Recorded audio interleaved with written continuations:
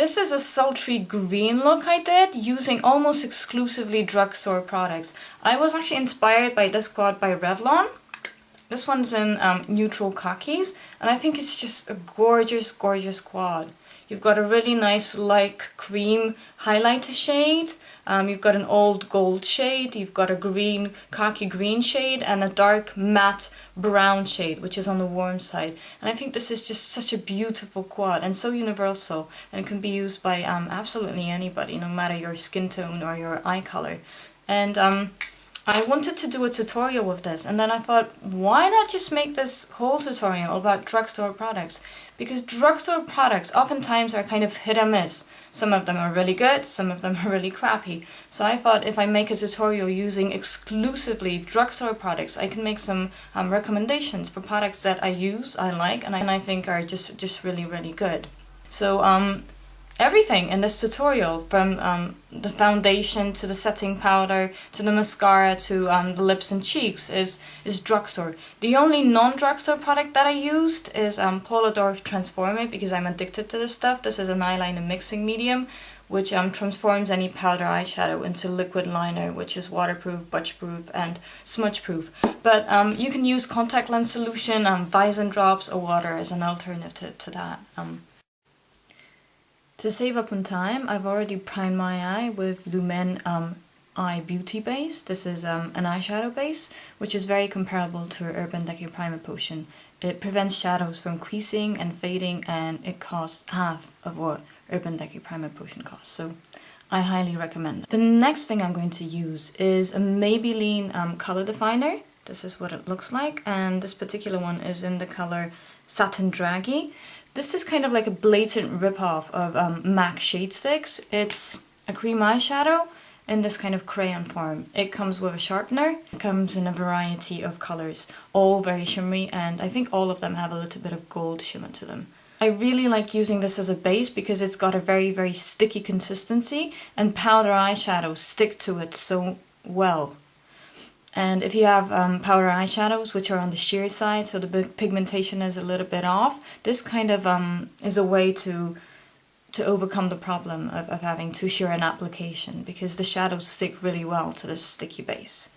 And drugstore shadows, and I'm going to be using Revlon Colorstay, are kind of notorious for not having that much pigmentation, so this is a way to use them effectively and not have to kind of be upset with the lack of pigmentation. So, I'm just putting this all over my lid, straight from the container. It's almost the same shade as the skin of my eyes, but it's got a little bit of shimmer to it. I think it's comparable to MAC Paint Pot and Bare Study in terms of color and texture. And then I'm just spreading it with my finger and blending it, so I have an even layer. I'm just going to add a little bit more, and again blend with my finger. For most of the shadow application, I'm going to be using my MAC 219 today. Any brush, you can use any brush that you want. The reason I'm using this brush is because it tapers to a very fine point, so it's very precise in application. It's very dense, so it applies a lot of color at once. The first color that I'm going to use is this green khaki shade, and I want to make a shape that you can see hopefully on the other eye, where I've got a dark inner corner, the green is also in the crease, and I've also got a dark green outer corner, but the center of my lid is shaded with a light shade of eyeshadow. So that's what I attempted to do on this eye as well. Okay, so I'm just loading the side of my 219 with this green khaki shade, and I'm pressing it into my inner corner. As you can see, I've got some translucent powder, just face powder, underneath my eyes, because these shadows, I experience a lot of fallout with these shadows, even if you apply them in tapping motion, so this will just collect all the fallout and not ruin my foundation.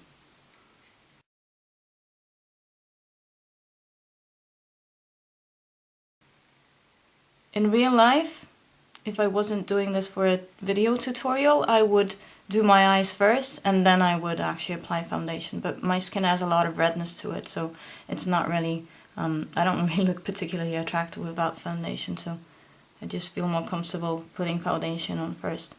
So I'm just outlining the shape that I want the eyeshadow to have. I want it to be in the crease and in my outer and inner corner, but I want the center of my lid to be bare. For now.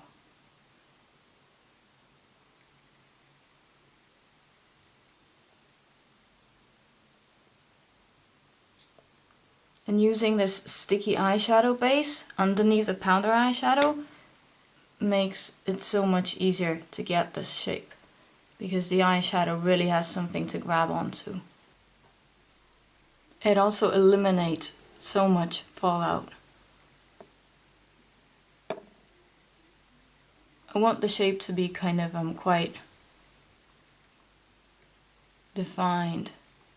Therefore I'm just going in little steps and adding more and more shadow as I go.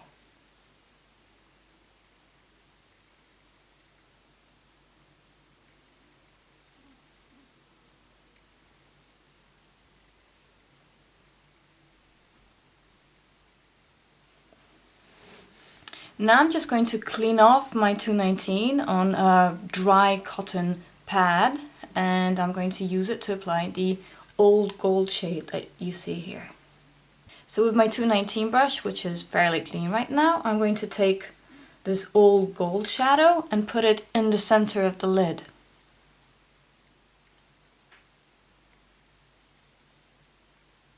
If you have eyes which are very close set, I would not put dark shadow in the inner corner, because that makes them look even more narrow set, even more close set than they already are. If that is the case, if you do have very near set eyes, I would put the lightest shade from the palette, this one, in your inner corner, because that gives the illusion of your eyes being more white set.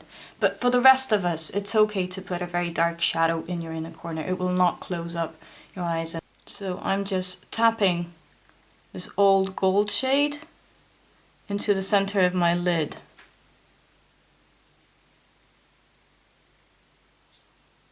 I really like this way of applying color because it really highlights your eyes. I sometimes even use it for bridal makeup for people who have, for women who have white set eyes, because it not only makes their eyes look more close set, is something that I want to achieve in women with white set eyes, but it also really brings focus to their eyes. By putting any light color, any light shimmery color in the middle of your lid, you automatically bring focus to your irises, so the color of your eyes, because when somebody is speaking to you, they are drawn to this light shade which is just above your iris, and therefore they notice your eyes so much more. So I think this is a very interesting and very good alternative to just traditionally putting the light shade in the inner corner and the medium shade on the lid and the darkest shade in the outer corner. You can get very interesting effects doing it this way. So I'm just putting more color in the center of my lid. And again, I'm just tapping it rather than sweeping it on to get the best color pigmentation and the least fallout. Okay, so that's done. At this point, I just want to blend it a little bit. So I'm using a Laura Mercier eye crease brush. And I'm just going to lightly, very lightly, in windshield wiper motions, just kind of bring the green shadow a little bit up above the crease.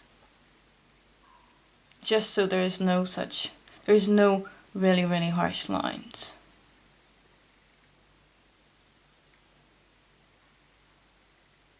And you can see that the green shadow that I have in my inner and outer corner and my crease actually has a lot of gold to it. When you blend, it kind of becomes more apparent.